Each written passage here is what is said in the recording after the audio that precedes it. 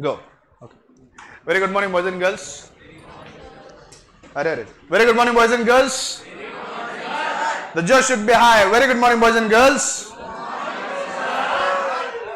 How's the josh? How's the josh? How's the josh?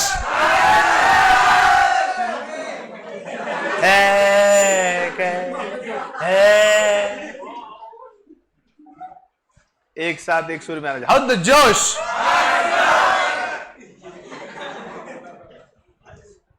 पहले तो पीछे बैठे वाले सबको बता दूं कि मेरे क्लास में एक बेंच पे 2 ही लोग बैठ सकते हैं। जो लोग तीसरा एक्स्ट्रा है वो बाहर निकलो, out. Either sit to on a bench और आउट, फटाफट। Don't waste my time. तो बेटा मेरा लेक्चर अगर बंद हुआ ना मैं बहुत मारूंगा, वायर से दूर। हाँ साहिल आ गया तो पुढे सेकंड बेंच पर। पहले अपन पीछे से आए और पीछे बैठने की जरूरत नहीं, समझून घ्यायची एखादी गोष्ट। टेक्स्ट बुक्स है क्या सभी के बेंच पे? एटलीस्ट एक एक। जिस बेंच पे 2 है उसको आगे पास करो रे। जिन बेंच पे 2 है एक आगे पास कर। आर्यन अमर दोनों किस पे है क्या? एक है। क्यों, किसको नहीं है टेक्स्ट बुक? तो कल क्या कर रहा था, सो रहा था क्या? हाँ घरी ठेवली। अजीब है भाई। अच्छा सभी को सतर्कता के लिए एक बात बता दूं, मास्क गाला होता है, मास्क गाला गाला मास्क। तुम्हें क्या मालूम है यहाँ पे फरवरी में एक डेडली वायरस आया है।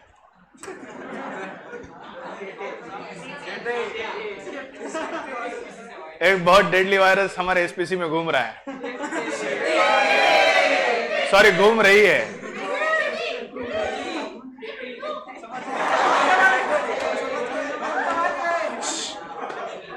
रिया चक्रवर्ती नाम का एक वायरस है जिसका हुक्म आज ही हुआ है। कल से मैं समझा रहा हूं सभी लोगों को कि चैप्टर समझना है, फाइनेंस को समझना है तो आपको कॉमन सेंस का इस्तेमाल करना पड़ेगा।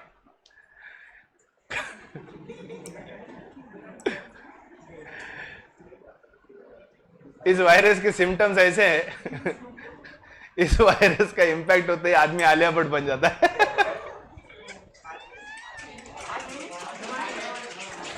समझेगा समझेगा, वेट। डेमो दूंगा मैं हर चीज का, वेट। चलो डेमो दूंगा, चिंता मत करो। डेमो दूंगा, उसे माला को तो समझ गया, बाकियों को भी समझाऊंगा। डेमो दूंगा, चिंता मत करो। ओके तो दूर बैठना यार, तो नजदीक क्यों आके बैठा मेरे? तो इसको पीछे बैठ, पीछे बैठा इसको। अच्छा मेरे को एक बात बोलो, अच्छा मेरे को एक बात बोलो, समझो अभी ये साहिल को इसको परेशान करना है या कुछ करना है तो हम बॉयज कैसे मारते हैं? ऐसे ऐसा कौन करता बे? दूर रहो तुम दूर रहो मुझसे।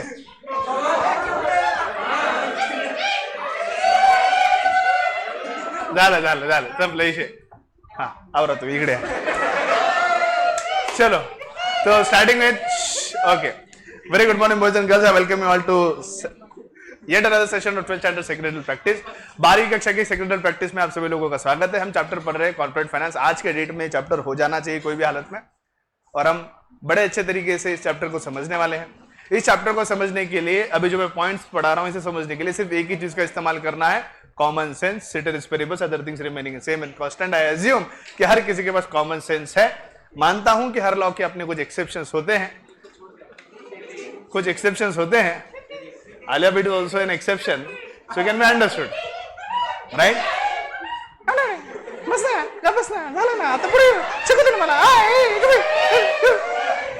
चला next point. The next point we have to learn is credit control. Okay चलिए, we have been learning factors affecting Shinde Patil, factors affecting the requirement of working capital.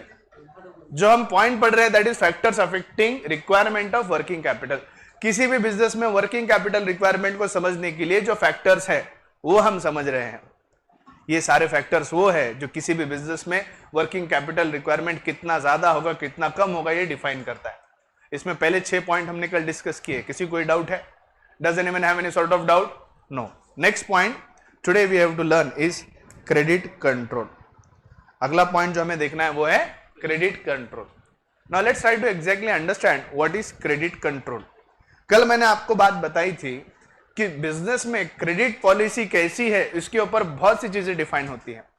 मैंने आपको कल एक पॉइंट बताया था, terms of purchase and sale. Purchase अगर credit पे है, सेल अगर कैश में है, तो वर्किंग कैपिटल रिक्वायरमेंट बिजनेस में नहीं होगी। लेकिन परचेज अगर कैश में है, सेल अगर क्रेडिट पे है, तो बिजनेस को वर्किंग कैपिटल रिक्वायरमेंट होगी। ये कल हमने लास्टली पॉइंट देखा था। क्या सभी लोगों को पॉइंट समझ में आया? Right now exactly the terms of purchase and sale is nothing but the credit policy of the company. Credit policy का और अगर समझना है, लेट्स से फिर से स्मार्ट सर के स्मार्ट वॉच का एग्जांपल लेंगे। 1000 जो अभी तक चालू नहीं हुई है, अभी तक चालू नहीं है, मेरे पास नहीं है चार्जर, तू आज ला के दे। ठीक है, अब मैं नया चार्जर लाऊंगा तो वापस घड़ी मत मांगना। तो स्मार्ट सर के स्मार्ट वॉच का एग्जांपल लेंगे। 1000 वॉच मेरे पास है, 1000 वॉच हम प्रोड्यूस कर रहे हैं। अब 1000 वॉच प्रोड्यूस करने के बाद exactly I have to decide upon my credit policy. इन 1000 वॉच में से कितने वॉच में कैश में बेचूंगा और कितने वॉच में क्रेडिट पे बेचूंगा, इसके ऊपर बहुत सी चीजें निर्भर होगी। जो मेरे अच्छे कस्टमर है, जो रिपीटेड कस्टमर है, जिनके सालों सालों से वॉच के स्टोर है, ऐसे लोगों को मैं नॉर्मली क्रेडिट पे देने की सोचूंगा। लेकिन कोई नया व्यापारी है जिसकी नई नई दुकान है, उसका भरोसा नहीं किया जाता, उसका कोई ट्रैक रिकॉर्ड नहीं है, जो मेरे जान पहचान का नहीं है, उसे मैं कैश में दूंगा। जो जान पहचान का नहीं है, जो जान पहचान के हैं, पुराने हैं, जो सालों से इस बिजनेस में है, वॉच स्टोर वाले, उनको मैं क्रेडिट पे दूंगा। So exactly let's say my credit policy is 50-50। My credit policy is 50-50। That means 50-50 का मतलब क्या है? 50-50 ब्रिटानिया 50-50। ब्रिटानिया 50-50 यानी आधा आधा। यानी 1000 वॉच जो हम प्रोड्यूस कर रहे हैं, इसमें से लगभग 500 वॉच में कैश में बेचूंगा और बचे हुए 500 वॉच में क्रेडिट में बेचूंगा। मेरे बिजनेस में कोई क्रेडिट पॉलिसी है नहीं। जैसे बहुत से दुकानों में आप जाओ,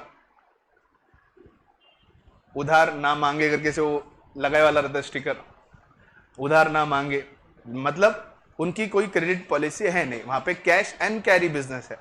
तो ऐसे बिजनेस में वर्किंग कैपिटल रिक्वायरमेंट कम होगी। यही एग्जांपल देखो, क्रेडिट पॉलिसी किस हिसाब से हमारे वर्किंग कैपिटल रिक्वायरमेंट को डिफाइन करता है। If let's say my credit policy is nothing, I don't have a credit policy in business. जो कुछ भी माल बनेगा वो पूरा की पूरा हम कैश पे ही बेचेंगे। We are going to sell the entire production in cash. So पूरे 1000 के 1000 वॉच अगर मैं कैश में बेचूंगा तो मेरी वर्किंग कैपिटल रिक्वायरमेंट कम होगी। It will be only limited up to the production cycle.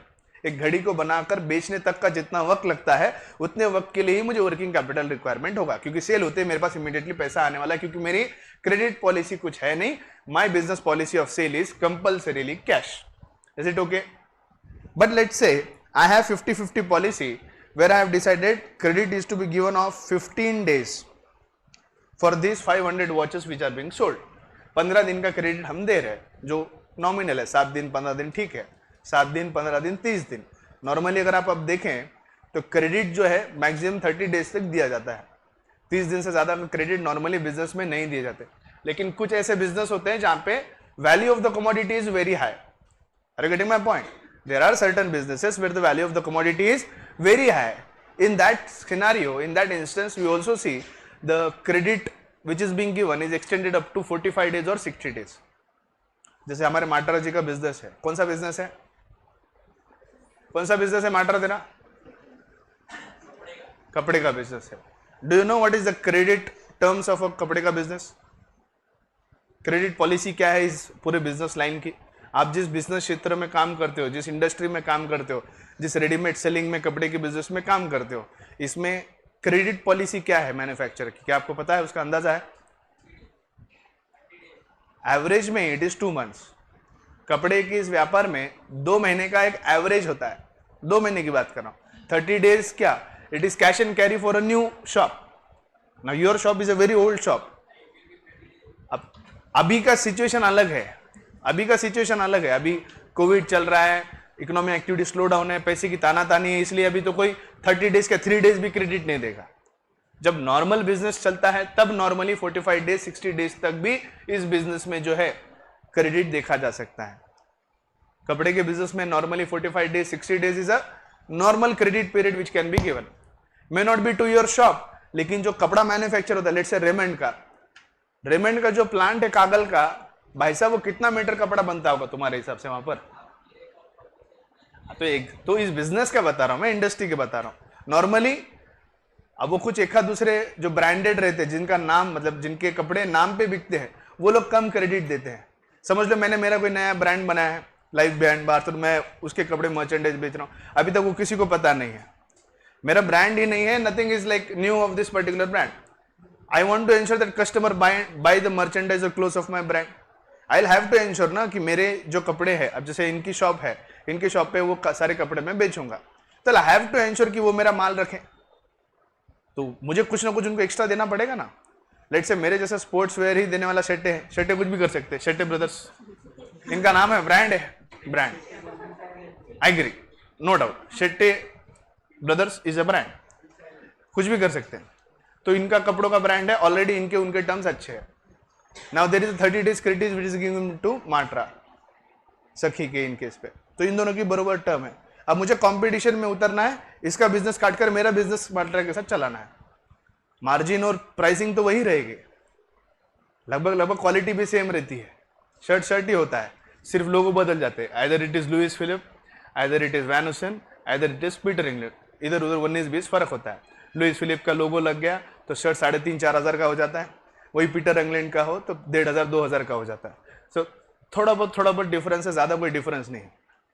वही टॉमी का अगर हो जाए शर्ट, तो शर्ट की कीमत ही 7-8 हज़ार रुपये हो जाती है। मुझे एक शर्ट बहुत पसंद आया था शादी में, मैंने फिर ऐसे ही उसकी प्राइसिंग देखा, ओनली 8,999, मतलब परत गया, no phone.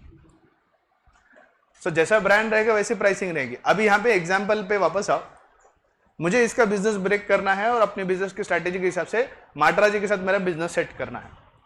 I will have to give something extra ना।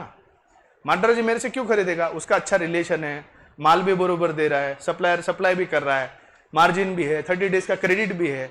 मुझसे माल लेने की क्या वजह बनेगी? बिजनेस समझा रहा हूं, धंधा समझा रहा हूं, समझने की कोशिश करो क्या वजह होगी। I have to give something extra. Am I giving some other kind of material or fabric? No, the fabric of sports will remain same. Pricing are also same. Margin is also same. What could be the exactly point where he would even think of buying the material from me? Because let's say they both are in business since last 1 decade. 10 साल से इन दोनों का business चल रहा है। फिर अब मुझे पेनिट्रेट करना है। I want to ensure that I get a chance to work with Matra and Sakimaj और मेरा माल उनके स्टोर पे बिके। मुझे कुछ ना कुछ तो अलग करना पड़ेगा। So I have to reshuffle my credit policy. मैं पूछता हूँ भाई शेट्टे ब्रदर्स आपको कितने दिन का क्रेडिट देते हैं? इसे 30 डेज। मैं आपको 60 दिन का क्रेडिट देगा, मेरा माल बेचो। अब वो बिजनेसमैन है, ये 30 दिन का क्रेडिट दे रहा है, मैं 60 दिन का क्रेडिट दे रहा हूँ। मुझसे माल खरीद कर उसकी वर्किंग कैपिटल रिक्वायरमेंट ज्यादा होगी या कम होगी? कम होगी। इससे माल खरीद कर उसकी वर्किंग कैपिटल रिक्वायरमेंट कितनी होगी? ज्यादा। लेट से 1 महीने में 1 लाख रुपए का माल अगर वो खरीद रहा है तो 2 महीने के हिसाब से 2 लाख रुपए की जरूरत होगी। 2 महीने में 2 लाख रुपए की जरूरत मेरे पास होगी ही नहीं। जैसे आप पहले 30 दिन में 1 लाख रुपए का माल बिक गया, वापस से 30 दिन के बाद सेकंड माल जब ऑर्डर करेंगे तो पहले 30 दिन का जो बिल है वो क्लियर करना पड़ेगा, शेट्टे को देना है। तो मेरे केस में ऐसा नहीं रहेगा। पहला माल 1 महीने का 1 लाख रुपए का ऑर्डर किया, अगले महीने का भी 1 लाख का ऑर्डर किया, उसके बाद 60 दिन के बाद पैसे देने हैं। Are you getting my point? तो ऐसा कुछ मैं अलग क्रेडिट पॉलिसी उसको दूंगा तो सखी वाले मेरा मटेरियल रखेंगे, right? So this credit policy also plays a vital role in deciding upon the requirement of the working capital.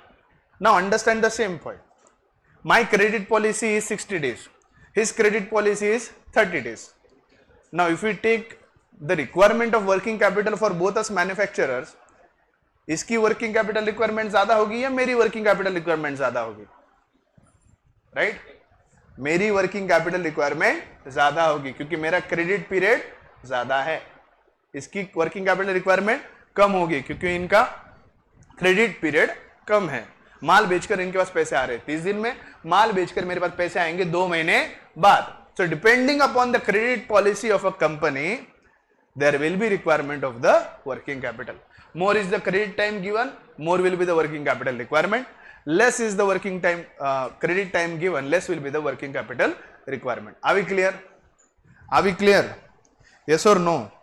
तो अब जैसे मैंने यहां कहा कि 1000 वॉच अगर पूरी कैश में बेच दिया तो वर्किंग कैपिटल रिक्वायरमेंट कुछ होगी क्या? नहीं. सिर्फ प्रोडक्शन साइकिल यानी बन के बिकने तक जितना टाइम लगेगा उतने ही टाइम की वर्किंग कैपिटल रहेगा. चाहे आप कैश पे बेचो या क्रेडिट पे बेचो, प्रोडक्शन साइकिल का जितना टाइम पीरियड है उतना टाइम पीरियड के लिए तो आपको वर्किंग कैपिटल रिक्वायरमेंट लगना ही है, राइट. लेकिन अगर 50-50 क्रेडिट पॉलिसी है तो ये 500 वॉच के पैसे इमीडिएटली आ जाएंगे. लेकिन ये 500 वॉच के पैसे कितने दिन बाद आ रहे हैं मेरे पास? After 15 days. आफ्टर 15 डेज, 15 दिन के बाद आ रहे हैं. तो और जब ये 500 वॉच मुझे बनाने होंगे अगले 15 दिन तक, मुझे बनाने कितने हैं रोजाना? 1000 वॉच. इस 1000 वॉच में से 500 के रोज पैसे मुझे आ जा रहे हैं, 500 वॉच के रोज पैसे नहीं आ रहे. तो 500 मल्टीप्लाइड बाय 15 डेज कितना होता है? 7500. If my credit policy is of 15 days and if I produce 1000 watch, out of which if I am selling 500 watches on credit of 15 days, I will have to ensure for next 15 days of production of credit sale of 7500 watches, I will require working capital. Are you getting my point? Are you getting my point? Point समझते का? Point की गहराई तक जा रहे हैं क्या आप? 7500 वॉच बनने तक अगले 15 दिन तक मुझे पैसा उसमें लगाना पड़ेगा. पूरा की पूरा कैश होता तो मुझे पैसा लगाने की जरूरत ही नहीं थी. रोज माल बेचो, रोज पैसे लाओ, रोज बनाओ. तो 7500 वॉच का जो वर्किंग कैपिटल रिक्वायरमेंट है वो मुझे नहीं होता अगर मेरी कैश पॉलिसी होती थी. But because I am having a credit policy of 15 days, जितना 15 दिन में क्रेडिट पे माल बिकेगा उतने 15 दिन का जो भी प्रोडक्शन होगा उस प्रोडक्शन के लिए मुझे पैसा लगेगा. That will be my working capital requirement. Are you getting my point? So the credit policy also defines the requirement of the working capital. Credit control includes factors such as volume of the credit sales, terms of the credit sales, the collection policy, etc. If the credit control policy is sound, it is possible for the company to improve its cash flow. अब जैसे हमारे classes पे हमने instalment रखे हैं. We have ensured that we have installment every 3 months. जिससे हमारे inflow ठीक रहे तो हमारे आउटफ्लो सिस्टमैटिकली चलेंगे. साल की शुरुआत में एक इनफ्लो रखा है, बाकी पूरा साल भर आउटफ्लो रखेंगे और बीच में नेक्स्ट आउटफ्लो अभी समझ लो मैंने रखा है कि 2 टाइम पेमेंट, एक पहले और एक 6 महीने बाद. पहला पेमेंट टाइम पे आ गया, कोविड लॉकडाउन की वजह से कुछ कंडीशन की वजह से सेकंड पेमेंट टाइम पे नहीं आया. तो इतना जब ज्यादा गैप हो जाएगा तो मेरा कैश इनफ्लो नहीं रहेगा. आगे के 6 महीने के आउटफ्लो मैनेज करना मेरे लिए मुश्किल हो जाएगा. So timely interval policy of the inflows and outflows has to be decided. किसी भी कंपनी के लिए अपनी क्रेडिट पॉलिसी फ्रेम करते वक्त सबसे बेसिक चीज, देखो ये कॉमन लॉजिक है, आपको बुक में नहीं है, मैं समझाने की कोशिश कर रहा हूं कि अगर आपका बिजनेस है और बिजनेस में अगर आपको आपकी क्रेडिट पॉलिसी सेट करनी है तो बिजनेस की क्रेडिट पॉलिसी सेट करते वक्त सबसे पहले तो आपको यह समझना होगा कि आपके पास वर्किंग कैपिटल कितना है. वर्किंग कैपिटल सीखने के बाद मेरा इनफ्लो जो है बिजनेस में रोजाना कितना पैसा मेरा आता है और रोजाना मेरा कितना पैसा जाता है, ये सारी चीजों को समझना होगा. थोड़ा प्रैक्टिकल एग्जांपल दूं कि खत्म करूं? प्रैक्टिकल एग्जांपल दूं या खत्म करूं? बोलो जल्दी. दूं ना कि नको? अब हमारा बिजनेस है अनाज का, सोयाबीन का. आज समझ लो 1 तारीख है, 1 अक्टूबर 2021. लगभग on an average daily purchase होता है 1 से 1.5 करोड़ या 2 करोड़ का. 1 करोड़ रुपए का एक एवरेज परचेस पकड़िए. अब 1 करोड़ का रोजाना सोयाबीन हमें खरीदना है. किसान तो रुकने वाला नहीं, किसान को इमीडिएटली नेट पेमेंट देंगे तो किसान आपको माल देगा वरना माल नहीं देगा. अब 1 करोड़ रुपए उसको पेमेंट देना है. पेमेंट देने के बाद पूरा सोयाबीन हमें 1 करोड़ का पूरे दिन में मिलेगा. सोयाबीन 1 करोड़ का एक दिन में लेने के लिए पॉसिबल है, लेकिन उसको वापस से उसका कॉम्बिनेशन कर उसकी वैल्यू बरोबर बैठाकर प्लांट के कंडीशन के मुताबिक उसको रेडी कर यही 1 करोड़ रुपए का सोयाबीन बेचकर उसके वापस पैसे लाने के लिए लगभग 10 से 12 दिन लग जाते हैं. क्योंकि सोयाबीन हर एक खेत से एक जैसा नहीं आता. It is heterogeneous, differs in quality. किसी के ज्यादा पानी यूज करने से वो डागी हो जाता है, डैमेज हो जाता है. कुछ लोग हार्वेस्टिंग जब वो निकालते वक्त ध्यान नहीं देते. हार्वेस्टर से निकालते, जो लोग हार्वेस्टर से सोयाबीन निकालते हैं उनके सोयाबीन में मट्टी ज़्यादा आती है, which is also considered as down in the value of the particular commodity, right. किसी के इसमें पानी ज़्यादा हो गया, किसी के यहाँ बरसात ज़्यादा हो गई तो वो काला पड़ता है, जिसे हम डैमेज कहते हैं। कोई हार्वेस्टिंग के अगर ध्यान नहीं देता तो उसकी इसमें मट्टी ज़्यादा आती है। जब नया नया सोयाबीन आता है सीजन में, फर्स्ट टाइम जब आता है महीने 2 महीने, तो उसमें मॉइस्चर होता है, गीलापन होता है, तो उसकी भी कटिंग प्लांट्स में होती है। लाइक सोयाबीन में 10 तक का मॉइस्चर अलाउड होता है। 10 से ज़्यादा का मॉइस्चर अगर हो, 10 से ज़्यादा का मॉइस्चर अगर हो तो उसकी कटिंग होती है। लेट से अगर 20 का मॉइस्चर है तो प्रति क्विंटल 10 किलो की आपकी कटिंग होगी वैल्यू की। तो जैसे अभी जब बरसात आती, जब कटिंग होती है, कटिंग करने के बाद अगर सोयाबीन वहीं खेत में हो गया और वो कलेक्ट करने से पहले, like it is not a simple task ना, कि खेत इतना थोड़ी है 2-4 घुमले, 1 एकड़ ही बोला तो कितनी बड़ी जगह हो जाती है। सामने की जो जितनी जगह दिख रही है हार्डली 1-2 एकड़ है, सामने की जो इतनी बड़ी जगह है वो 2 एकड़ है। 1 एकड़ मतलब कि एक क्लासरूम नहीं होता, इतनी जगह से जाकर एक जगह से कटिंग करना उसके लिए टाइम लगता है। हार्वेस्टर से निकालोगे तो मट्टी आएगी, तो समझ ले कटिंग करके रख दिया और उसको ज़मीन पे रख दिया। अगर उसको ज़मीन पे रख दिया और गलती से भी वो बरसात आ गई तो वो गीला हो जाता है। गीला होने से वो मॉइस्चर पकड़ने लगता है। जब मॉइस्चर पकड़ता है तो उसकी वैल्यू में घट आता है, उसकी वैल्यू रिडक्शन होती है। जो 10 के ऊपर मॉइस्चर जाएगा, मॉइस्चर मीटर आता है, उसके अंदर हम मॉइस्चर उसका मेजर करते हैं और उस मॉइस्चर को मेजर करने के बाद उसके डिडक्शंस किए जाते हैं। तो बोलने की बात ऐसी है, 1 तारीख का आज हमने खरीदी की है 1 करोड़ रुपए की। ये 1 करोड़ का माल वापस इसका अलग अलग तरह की वैरायटी है, इन सभी वैरायटी को मिक्स करके प्लांट के कंडीशन, जो कंज्यूमर्स है, जो नॉर्मली रिफाइनरीज होते हैं, जो लोग इस माल को खरीदेंगे, उनके कंडीशन के मुताबिक हमें माल रेडी करना पड़ता है। तो उसके अंदर अलग अलग तरह के माल को कंबाइन करके एक जैसा माल बनाया जाता है, जैसे हम पाला कहते हैं। पाले में अलग अलग तरह के मटेरियल को मिलाकर एक जैसा उसको दिखाया जाता है और फिर उसके बाद बोरी में भरकर उसे गाड़ी में लोड कर उसे भेजा जाता है। तो इस लगभग सारे प्रोसेस को 2 दिन तो कैसे भी लग जाते हैं। 2 दिन बनकर, पैकिंग कर ट्रांसपोर्ट कर वहां पे अनलोडिंग को 2 दिन लगते हैं। और जितने भी प्लांट आज हमारे यहाँ पे इंडिया में काम करते हैं, ऑन एन एवरेज ये लगभग 10 दिन का क्रेडिट लेते हैं। Like they make the payment of soybean after 10 days. 1 तारीख को मैंने सोयाबीन खरीदा है, जा कितने लोडिंग अनलोडिंग कब हो रही है? 3 तारीख को। कितने तारीख को हो रही है बेटा? 3 तारीख को। वहां से क्रेडिट कितना जा रहा है उसका? 10 डेज। कितना हुआ? 13, 10, 20, 21। मेरे पास अभी 1 करोड़ का जो कुछ भी एडिशनल प्रॉफिट जुड़कर जो पैसा है वो कितने तारीख को आने वाला है? 13 अक्टूबर 2021 को। तो मतलब 1 तारीख को तो माल ले लिया, 1 तारीख से बाद 12 तारीख तक, 2 तारीख से लेकर 12 तारीख तक ऐसे हाथ पे हाथ धर के तो नहीं बैठ सकते। This means what I have to ensure, we have to ensure that have at least 10 to 12 crore rupees at hand so that we can easily do the purchasing for next 10 and 12 days. This is how things goes. So this all depends upon the credit policies we have. Are you getting my point? Right? अब ये सब चीजें समझने के लिए अब यहां पे क्या समझ में आ रहा है मुझे? Cash inflow and cash outflow देखने के लिए आपको दिख रहा है सर 10-12 करोड़ रुपए रख के लेकर, ऐसा नहीं रहता। वो एक गाड़ी के लेकर रोजाना रोजाना बेचेंगे, रोजाना रोजाना बेचेंगे। जब 1 महीना कॉन्स्टेंटली अगर आप बेचते जाओ तो क्रेडिट पीरियड 10 भी रहे तो आज जो गाड़ी भरी है उसके पैसे 13 तारीख को आएंगे, कल जो गाड़ी भरूंगा उसके पैसे 14 तारीख को आएंगे, परसों जो गाड़ी भरूंगा उसके पैसे 15 तारीख को आएंगे। तो जैसे जैसे चेन बैठती जाती है दिन ब दिन, 1 महीने के बाद वो क्रेडिट टर्म या पैसे की रिक्वायरमेंट 5 दिन पे आ जाती है, क्योंकि वो पैसा घूमता रहता है। तो जिसे हम कहते हैं cash inflow and cash outflow. जब बिजनेस स्टार्ट होता है, सीजन की पहला दिन होता है, तो उसके अंदर हमें पहले 10-15 दिन का प्रोविजन करना पड़ता है, जब तक पहला पेमेंट नहीं आता। जैसे ही पहला पेमेंट आने लगता है, फिर उसकी जो चक्री है वो घूमने लगती है, कैश इनफ्लो आउटफ्लो घूमने लगता है। और जैसे जैसे कैश इनफ्लो आउटफ्लो आपका स्पीडीली घूमने लगेगा, वैसे वैसे वर्किंग कैपिटल की रिक्वायरमेंट और टेन्योर कम होने लगता है। Are you getting my point? Next, if the credit policy is liberal, it creates a problem for collection of funds. अगर आपकी क्रेडिट पॉलिसी बहुत लिबरल है, बहुत फ्री है, आप उधार माल बेच रहे हो, पैसे कलेक्शन के ऊपर भी आपका ट्रेसिंग नहीं है। लेट्स से माटरा जी ने सखी मंच पे डिसाइड किया कि सब कस्टमर को 30 डेज का क्रेडिट देना है, बहुत लिबरल है, उनको सब पे भरोसा, सबको उधार माल बेचते हैं और वो इतना ध्यान से वो कलेक्शन भी नहीं करते उसका। तो ऐसे केस में अगर इतनी लिबरल क्रेडिट पॉलिसी है तो फिर तो मरना ही है। वर्किंग कैपिटल रिक्वायरमेंट अनलिमिटेड हो सकती है, कितना भी लो कितना भी बेचो, आप माल भी बेच रहे, 30 डेज क्रेडिट भी दे रहे और 30 डेज का फॉलोअप लेके उसकी वसूली भी नहीं कर रहे, तो ऐसे केस में तो फिर वर्किंग कैपिटल रिक्वायरमेंट अनलिमिटेड होगी और बिजनेस का चलना नामुमकिन हो जाएगा।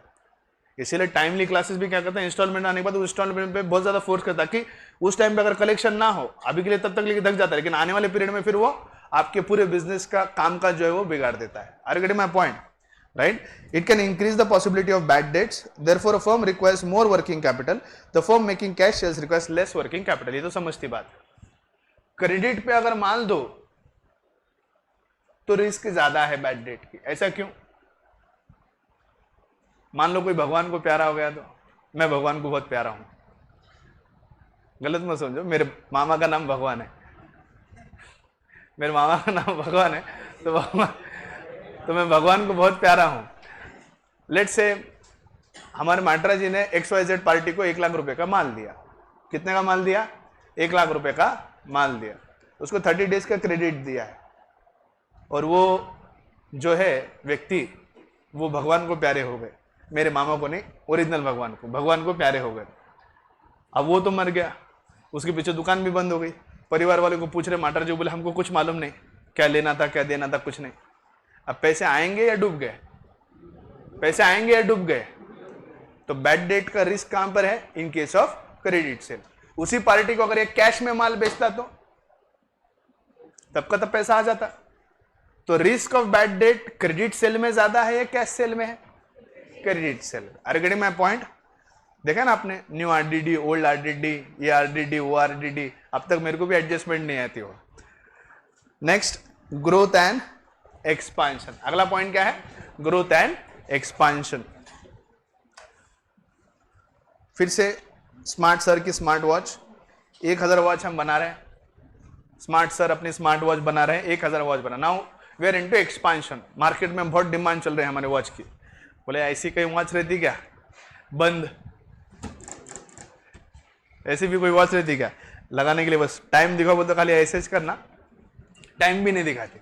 कितना हटके कंसेप्ट है ना, वॉच है लेकिन टाइम नहीं दिखाती, एकदम हटके कंसेप्ट, डिफरेंट, राइट? कुछ हटके सोचो। लाइक वो बोलते हैं ना, सब लोग इसकी भी ऐड करेंगे मिंटोज वाले के साथ, बोले ये है आम जिंदगी दूसरी वॉच, ये है मिंटो जिंदगी, टाइम ही नहीं दिखाती है। तो बेटा अभी ये स्मार्ट सर की स्मार्ट वॉच है जो बिल्कुल टाइम नहीं दिखाती है, जो हमेशा बंद होती है, कुछ के हटके कंसेप्ट है।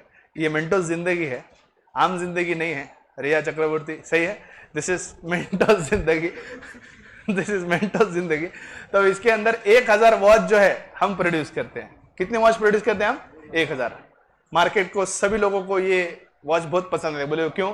अच्छा है, बोले ऐसी वॉच कम से कम वक्त का पता तो नहीं चलता, ऐसे वक्त गुजरता नहीं है, वक्त गुजरता नहीं है, कटे काटे कटे कटता नहीं है, लेकिन कम से कम ये वॉच रही तो टाइम नहीं समझ में तो कट तो जाता है।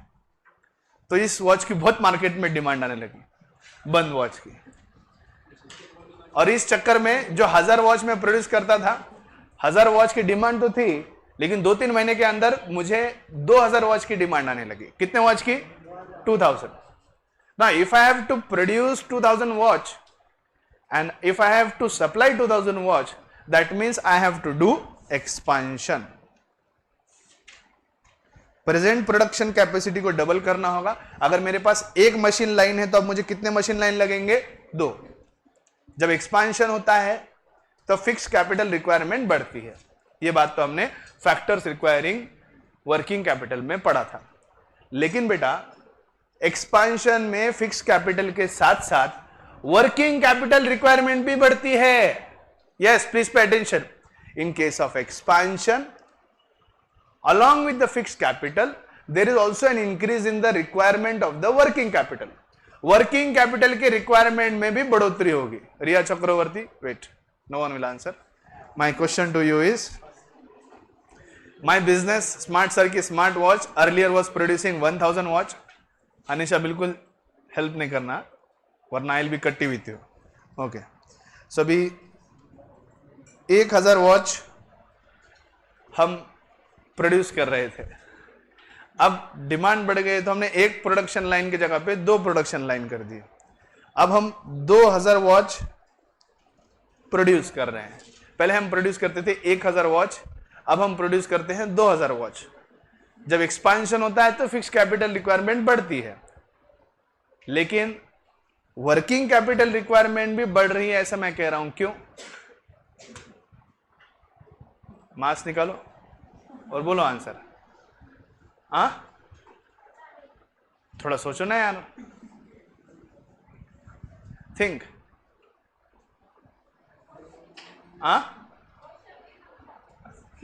अच्छा चले,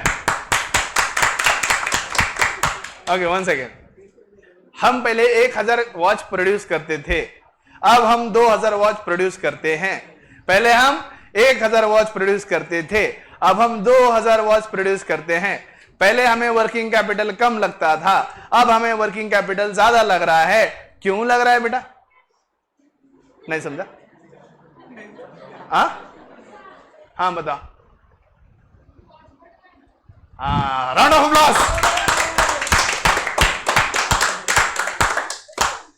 आगे होता है, हर एक वायरस का इलाज है अपने मस्जिद में। पहले 1000 वॉच बनती थी, अब 2000 वॉच बन रही है, क्योंकि प्रोडक्शन बढ़ गया तो मेरा रॉ मटेरियल सब रिक्वायरमेंट बढ़ जाएगा, तो मेरा वर्किंग कैपिटल रिक्वायरमेंट भी बढ़ जाएगा। रिया चक्रवर्ती के लिए प्लीज एवरीवन जोरदार डाले। चलो नेक्स्ट पॉइंट समझ में आया, क्यों एक्सपांशन से हमारा वर्किंग कैपिटल रिक्वायरमेंट बढ़ रहा है? यस और नो?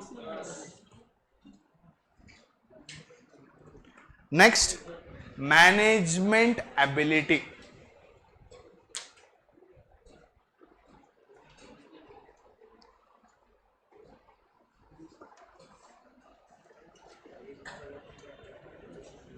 नाउ मैनेजमेंट एबिलिटी भी वर्किंग कैपिटल रिक्वायरमेंट को इफेक्ट करता है।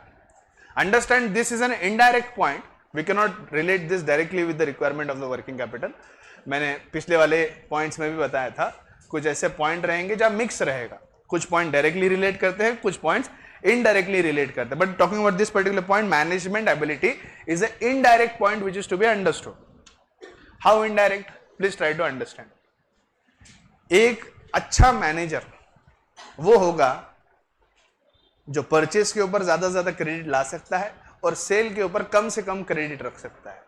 वो उसकी मैनेजरल एबिलिटी रहेगी, कैसे वो उसको डिसाइड करना है, गुड़ बोल के, मीठा बोलकर, कैसे भी बोलकर परचेजर से क्रेडिट ले और सेल के ऊपर कैश में पूरा व्यवहार करे। ये उसकी मैनेजरल एबिलिटी है।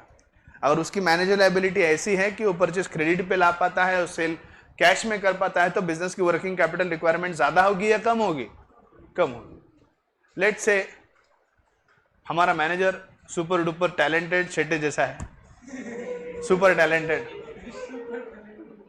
सुपर डुपर टैलेंटेड, जो अभी सीखने के दौर में है, तो he doesn't possess that many managerial ability. अभी उसमें मैनेजरियल एबिलिटी है, वो स्किल्स अभी नहीं है, क्योंकि बेटा अभी तुम्हें बड़ा होना है, पढ़ना है, लिखना है।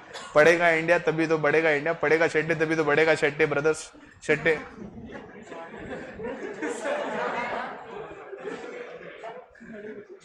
तो आज के डेट में उसके पास मैनेजरियल एबिलिटी नहीं है। He is unable to handle the situation, unable to bargain with anyone. उसकी मैनेजरियल कैपेबिलिटीज, उसकी लीडरशिप स्किल्स, उसके सारा मैनेजमेंट कुछ ठीक नहीं है। हाफ नॉलेज इज डेंजरस कहते हैं ना, आधा अधूरा प्यार भी डेंजरस है, वैसे मैनेजरियल एबिलिटी हर चीज आधा अधूरा बहुत डेंजरस। होना तो पूरा ही होना चाहिए, आधा कुछ नहीं होना चाहिए। तो हमारा हाफ नॉलेज शेट्टे के पास है, आधा अधूरा नॉलेज। अब इस आधे अधूरे नॉलेज के साथ वो बिजनेस चला रहा है। He doesn't possess that managerial ability where he can just ensure that the terms of purchase and sale are proper. उसे समझ में नहीं आ रहा है एग्जैक्टली क्या, उसे क्या लग रहा है सिर्फ सेल हो रहा है, मैं माल ला रहा हूं, मैं माल बेच रहा हूं, उसको लग रहा है मैं कितना बड़ा बिजनेस कर रहा हूं। बट उसे ये समझ में नहीं आ रहा कि वो परचेज जो है वो कैश में कर रहा है और सेल है वो क्रेडिट पे करता ही जा रहा है। नया है वह, तो वो नया है तो नया है रहने की वजह से उसको कुछ समझ में नहीं आ रहा है, just new to the business. उसको लगता है मैं कितना बड़ा बिजनेस कर रहा है। अभी वो परचेजिंग जो है वो कैश पे करते जा रहा है, सेल यहाँ पे उधारी में बेचते जा रहा है। So does this show good managerial skills or no managerial skills? No managerial skills. ऐसे केस में इसके बिजनेस को वर्किंग कैपिटल रिक्वायरमेंट ज्यादा होगी या कम होगी? ज्यादा होगी। सो कहीं ना कहीं मैनेजर की capabilities also decide upon the working capital requirements of the firm. हमारे बिजनेस में स्टॉक का कितना इन्वेंट्री हमने होल्ड करना चाहिए, कितना इन्वेंट्री को बेचना चाहिए, ये सही वक्त पे सही डिसीजन लेना जरूरी है। सही वक्त पे सही डिसीजन अगर ना ले तो वर्किंग कैपिटल रिक्वायरमेंट पे इंपैक्ट होता है, डायरेक्टली नहीं लेकिन इनडायरेक्टली। जैसे मैंने अभी शेट्टी के एग्जांपल में समझाया कि अगर वो ध्यान ना दे, उसे वो मैनेजरल एबिलिटी नहीं, उसको एग्जैक्टली समझ में नहीं आया कि कैश इनफ्लो आउटफ्लो को कैसे मैनेज करे, उसको सिर्फ लगता है कि बिजनेस बड़ा करे। पापा ने उसको पैसे तो दे लिए 10 लाख रुपए, उसको लग रहा है कि 10 लाख से मैं कितना बिजनेस करेगा। रोजाना 50,000 का माल ले रहा है, रोजाना 50,000 का माल खरीद कर रोज सेल, खुश रोज सेल, लेकिन पूरा के पूरा माल उधार बेच रहा है। कितने दिन चक्री चलेगी? 20 दिन। समझ रहा, बिजनेस आ रहा है तेरे को, गिरी 20 दिन तक चक्री चलेगी। 20 दिन की चक्री चलने के बाद पैसे इसके पास खत्म हो जाएंगे। आगे इसने पैसे जो माल बेचा है वो 30 दिन के क्रेडिट पे दिया है। अब 21वें दिन से लेके 30वें दिन तक इसके पास पैसे का रुपया ढेला भी होगा क्या? नहीं। तो वो 10 दिन में तो बिजनेस नहीं होगा। 31वें दिन इसके पास 50,000 रुपए जाएंगे और फिर 50,000 रुपए का खरीद कर 50,000 रुपए का वो फिर से सेल कर पाएगा। वापस से उसको 30 दिन के क्रेडिट पे दिया तो हर महीने में 10 से 15 दिन उसको हाथ पे हाथ रख के बैठना पड़ेगा। ये क्यों? क्योंकि मैनेजरल एबिलिटी यहां पे चूक रही है। So you have to be a very good manager to ensure the working capital requirement to be kept low. वो जिस उस मैनेजर में, जो वो बिजनेस में जो मैनेजर रहेगा उसके स्किल के ऊपर डिपेंड करेगा। वो माटरा जी के पिताजी पे रहेगा कि एग्जैक्टली वो किस हिसाब से क्रेडिट पे खरीदते हैं और कैश में बेचते हैं। अगर जैसे एग्जाम्पल दिया, क्रेडिट और कैश के मैनेजमेंट और इसका सही स्किल से इस्तेमाल ना करे तो बिजनेस में वर्किंग कैपिटल रिक्वायरमेंट हमेशा ज्यादा होती है। The requirement of the working capital is reduce if there is a proper coordination between production and distribution of the goods. A firm stocking heavy on the inventory calls for higher level of working capital. कोई production house manufacturing कर रहा है, उस inventory को clear करके बेचने का काम ही नहीं कर रहा, बस प्रोडक्शन करना है, 100% प्रोडक्शन करना है। वॉच रोजाना 1000 बनाते जा रहा हूं, रोज 1000 वॉच बन रहे 30 दिन में, लेकिन माल ही बेचा नहीं, इन्वेंटरी संभाल रहा हूं। Do you think it is proper management? जितना रोज बन रहा है उतना रोज बिकना चाहिए, क्योंकि कैश में अगर बिकता है उसके बावजूद में नहीं बेच रहा, स्टॉक करते जा रहा हूं, तो 30 दिन तक अननेसेसरी मुझे वर्किंग कैपिटल खड़ा करना पड़ेगा। Are you getting my point? So it depends upon the various decisions of the manager. Last point, external factors. There are also certain external factors which also will define the requirement of working capital. If financial institutions, banks provide funds to the firm as and when required, the need of working capital is reduced. मैंने आपको 11th standard के secretarial practice के correspondence with banking में अलग अलग तरह के banking facilities या लोन्स एंड एडवांसेस के बारे में बताया। याद है? धुंधला धुंधला लागे रे, कुछ याद है? थोड़ा सा वाइपर चलाओ बुद्धि के ऊपर तो आपको याद आएगा। उसमें मैंने एक कंसेप्ट बताया था, that was called as CC, cash credit. याद आया? कैश क्रेडिट क्या है? वर्किंग कैपिटल रिक्वायरमेंट को मीट करने के लिए एक फैसिलिटी है जो बैंक बिजनेस को देता है। अगर बिजनेस के पास 1 करोड़ की कैश क्रेडिट है तो उतना वर्किंग कैपिटल कभी भी बिजनेस के पास उपलब्ध होगा। बिजनेस को जब जैसा जितना पैसा लगेगा उसमें से विड्रॉ कर जब आपके रिसीवेबल्स आ जाएंगे तब वापस आप बैंक में जमा कर सकते हो। तो इस तरह की वर्किंग कैपिटल रिक्वायरमेंट्स जब अलग अलग बैंकिंग प्रोडक्ट्स के द्वारा बैंक अगर बिजनेस को प्रोवाइड करेगी तो बिजनेस में सेल्फ लगने वाला वर्किंग कैपिटल रिक्वायरमेंट कभी भी कम होगा। Are you getting my point? अगर किसी बिजनेस को सीसी यानी कैश क्रेडिट मिलता है तो उसको वर्किंग कैपिटल के बारे में इतना चिंता करने की जरूरत नहीं है। लेकिन छोटे मोटे बिजनेस को नॉर्मली कैश क्रेडिट नहीं मिलता है, क्योंकि कैश क्रेडिट लेने के लिए आपको प्रॉपर्टी वगैरह मॉर्गेज देनी पड़ती है। तो अगर किसी के पास कैश क्रेडिट नहीं है तो उसको वर्किंग कैपिटल रिक्वायरमेंट के प्रोविजन के ऊपर कोई और सोर्स के बारे में सोचना होगा। Are you getting my point? अब you can find are all the points clear? Yes sir, no? Clear, crystal clear का क्लियर। एक मिनट,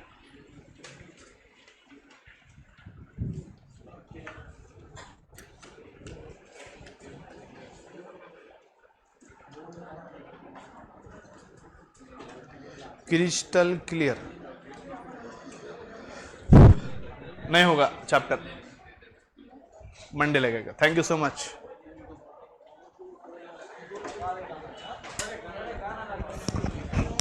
लगा दो।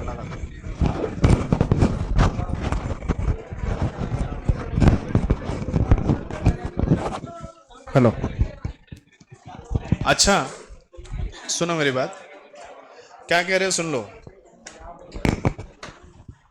क्या कल सुबह सभी लोग एक आध घंटे के लिए आ सकते हो? For 1 hour. देखो ऐसे वैसे गर्ल्स को तो आना ही है एग्जाम के लिए। गर्ल्स को ऐसे वैसे एग्जाम, देखो एक सेकंड, आपके पास दो ऑप्शन है, आपके पास दो ऑप्शन है। एक बार तो बात समझो, सैटरडे गर्ल्स, संडे बॉयज, 2 दिन में एग्जाम दो। कल सब आओ, एग्जाम दो, फ्री हो जाओ, संडे सबको छुट्टी रहेगी।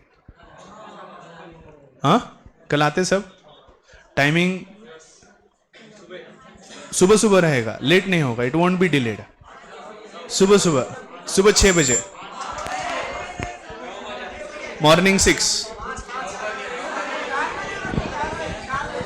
अच्छा 4 बजे, 4 उठते हो क्या तुम? तुम सोते हो क्या तब? अच्छा ठीक है।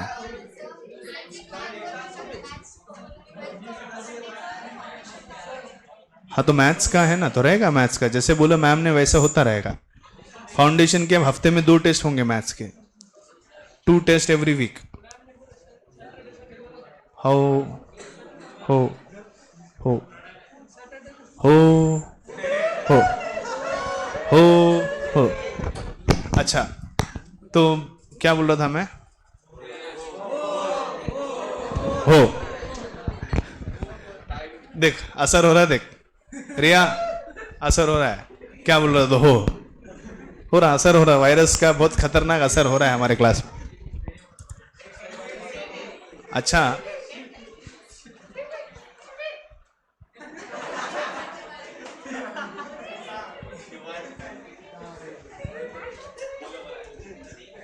दो मिनट जरा। तो पॉइंट ऐसा था कि अभी मैथ्स का एग्जाम है कल, परसों भी है। कल फाउंडेशन है, ओके, परसों रेगुलर है, ओके। सो कल फाउंडेशन है, परसों रेगुलर मैथ्स का एग्जाम है, 12th का है। तो मैथ्स वाले जो रहेंगे वो तो संडे को आएंगे, संडे को आएंगे। नहीं, अब वो टीचर के बोलने के बाद मैं नहीं काटूंगा। वो क्या है, घूम फिर के फिर मेरे ऊपर ही जा जाते सब। तुम ही बिगाड़ रहे सबको, सब टीचर मेरे ऊपर ही जा जाते फिर घूम फिर के। गरीब आदमी हो, मेरे को जीने दो। तो कहाँ था मैं? हाँ, परसों 12th की एग्ज़ाम रहेगी मैथ्स की, कल फाउंडेशन की एग्ज़ाम होगी मैथ्स की, कल होगी अकाउंट्स की एग्ज़ाम। तो जो रेगुलर वाले हैं, ए माटरा सुनो, जो रेगुलर वाले हैं ऐसे वैसे संडे को मैथ्स को आना ही है, तो अकाउंट्स की भी संडे को देंगे क्या? वैसे करो तो फिर कल एग्जाम नहीं रखेंगे, कल सिर्फ 1 घंटा मेरे एक लेक्चर को आ जाना एसपी के और चले जाना। हाँ नहीं, कल सुनो मेरी बात, प्लीज प्लीज प्लीज, यस। देखो नॉर्मली मैं लेक्चर्स वगैरह लेना टालता हूँ जब ज़रूरत नहीं हो, लेकिन जब ज़रूरत हो तो फिर मैं बिल्कुल भी कोई चीज़ में रुकावट नहीं। क्या अभी देखो चैप्टर में पोर्शन में अभी देखा हूँ, भले ही मैं अगला लेक्चर लूँ और अगर चैप्टर कंप्लीट करना है तो अगले लेक्चर के पहले 15 मिनट में चैप्टर कंप्लीट होता है, लेकिन कंसेप्ट्स इतने फास्ट नहीं पढ़ने हैं, अच्छे से पढ़ना है। चैप्टर वेटेज वाला है, ज़रूरी है, इसलिए अच्छे से पढ़ना है। इसलिए बोल रहा हूँ कल अगर 1 घंटा आ जाते हो तो अगले मंडे से जो है फ्रेश चैप्टर शुरू कर सकते हैं। हाँ कौन से भी एक दिन?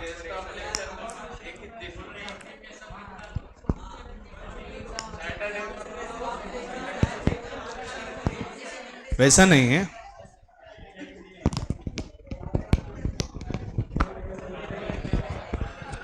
बेटा, कल लेक्चर क्यों लेना है? मेरे को ब्रेक नहीं डालना है लेने का। तो अरे तू रुक रहे इधर 2 मिनट, जब 2 बड़े बात करे बीच में बात नहीं करना।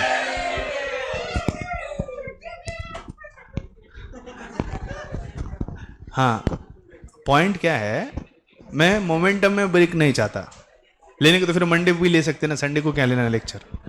लेक्चर कल क्यों लेना है? तो मोमेंटम में भी समझ में आ रहा है, फटाफट फटाफट समझ आए, गैप नहीं होना चाहिए, उसके लिए बोल रहा हूँ।